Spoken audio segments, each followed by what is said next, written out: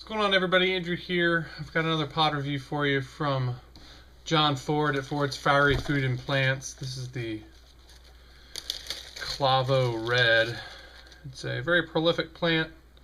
It'll produce up to 400 pods. It's a nice little red pod. Apparently it has a very unique burn.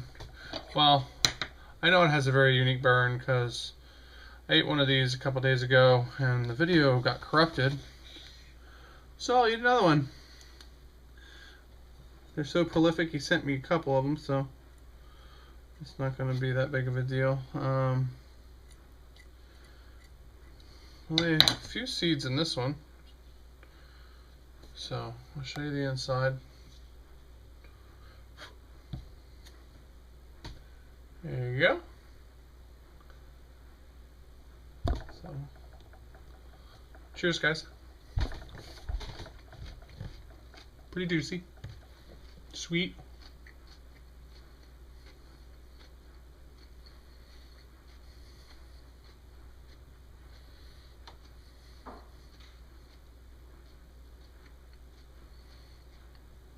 Sweet and tangy.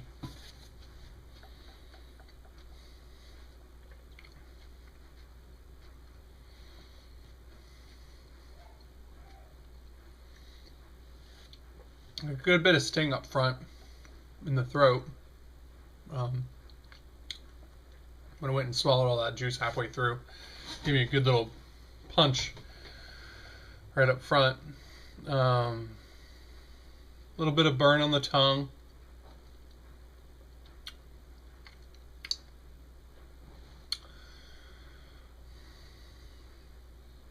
Reminded me of a sweet red pepper, like a red bell pepper.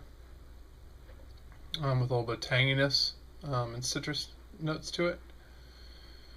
Got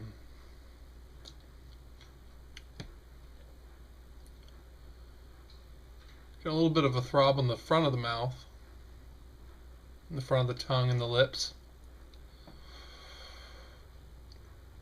John said that this plant, it grows, like I said, up to 400 plus pods on a plant at a time, and the burn itself will linger for, can linger for up to an hour, depending on the chili, which is pretty unique for this style of chili.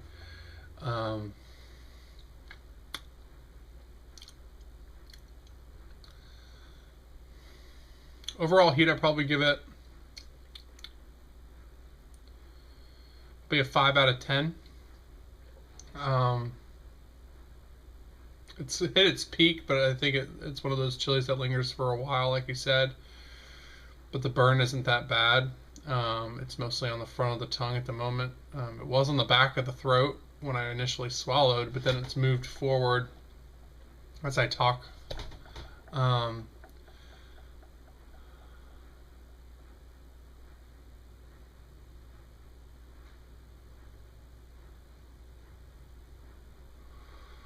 I'll let the video go for a little bit longer to see if anything changes. It is making me produce quite a bit of saliva. I wouldn't say it's hot as a habanero, but it is definitely hot. The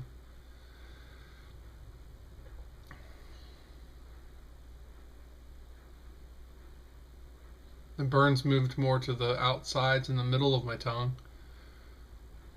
A little bit on the roof of the mouth. It's interesting. It seems like it moves around, it kind of waves around your mouth from front to back as it builds and gets stronger. But then it fades in the one spot that it was burning you in, and then picks up intensity on the other spots.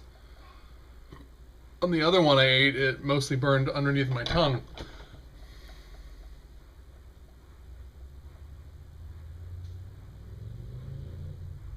Now the burn has moved on the outside roof of the mouth, like over in here.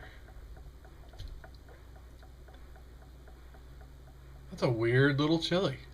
It's tasty. I would definitely cook with that. I think it would go well with like a Asian style, Vietnamese style soup. One in particular is called pho. PHO, if you're unfamiliar.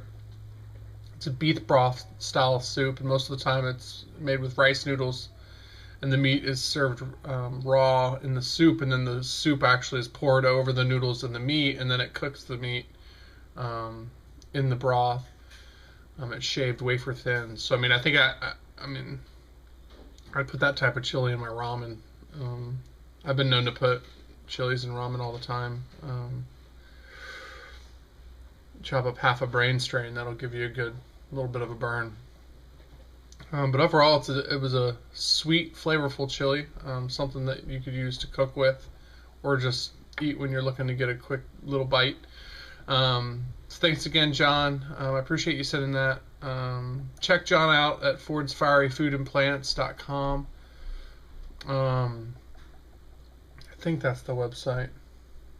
Just Google Ford's Fiery Food and Plants, Fiery Foods and Plants, and you'll find his website. He also has Ford's Fiery Foods on Facebook, and you can reach out to him. He's on the West Coast, I believe, in Oregon, and he's coming up with some crazy chilies.